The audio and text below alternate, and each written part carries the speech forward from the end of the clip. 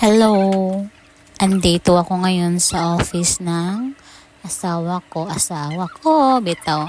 Andito ako sa office nila kasi nga daw may event doon sa Municipality of Ginsileban. Kasi sila lang naman dalawa yung representative ng PCG.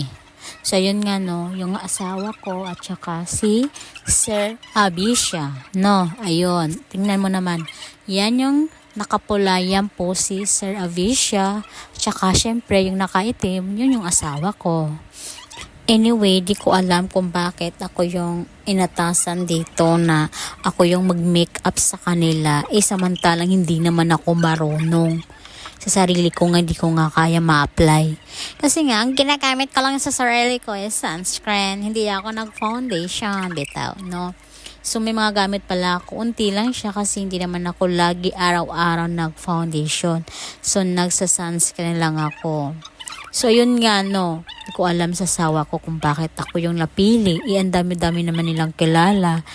Wala ako talaga daw wala akong magawa. Sorry na lang kayo kasi hindi talaga ako marunong mag-makeup sa iba. So, kung sa sarili ko, kaya ko pagandahin yung sarili ko. Kasi sarili ko to feeling maganda kasi ako. Ayun na nga, nag-umpisa na ako mag-makeup. Yung una kong minake-upan ay si Sir Avisha kasi yung asawa ko, busy pa siya. So, ayun nga no, nag-makeup ako kay Sir Avisha. Hindi ko alam kung magugustuhan niya. Kasi nga, mismo sa sarili ko talaga, hindi ko alam. Hindi talaga ako marunong. Sorry ka na lang kung napadami yung foundation. Tapos, nakalimutan ko pala, bago maglagay ng foundation, dapat may premiere. Sorry talaga, sir. Kasi nakalimutan ko. Hindi nga kasi ako marunong Ayun tuloy. Limot-limot na ako. Hindi ko na nalagay yung premiere bago mag-foundation. So, ayun nga no.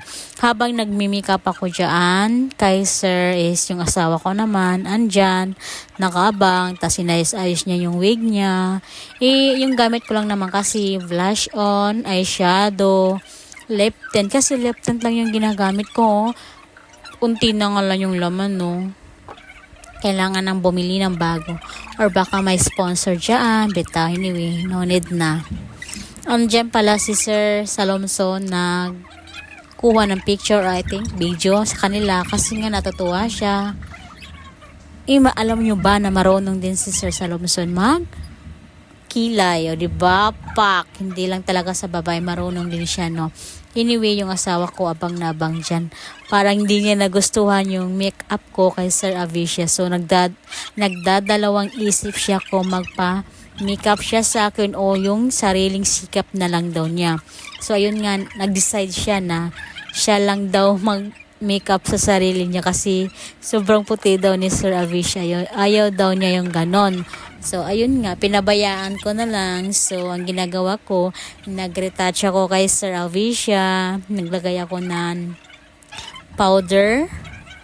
Tapos, inano ko lang yung wig niya. Bagay naman sa kanya, mukha nga siyang aura ng Siargao.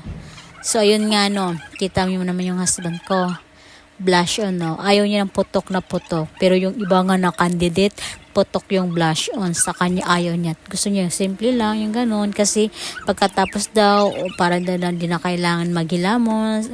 Ganun. Ang arty-arty ng asawa ko, natatakot siya kasi baka daw mamaya maagnas yung makeup niya. So, ayun nga. Sariling sikap talaga siya. Wala talaga siyang believe sa gawa ko para kay Sir Avisha. Pasensya na talaga, Sir Avisha. Kasi hindi talaga ako marunong. Sabi ko nga sa asawa ko, ba't ako hindi ako marunong? Wala daw silang choice. Wow, walang choice. Wala ganun talaga. So, lahat pala ng wig nila is mayroong bangs. Ba't ba merong bangs? So, yun nga yung asawa ko, no. Ang nilipis pala ng nila wig. Wala lang. Pang lang talaga, no.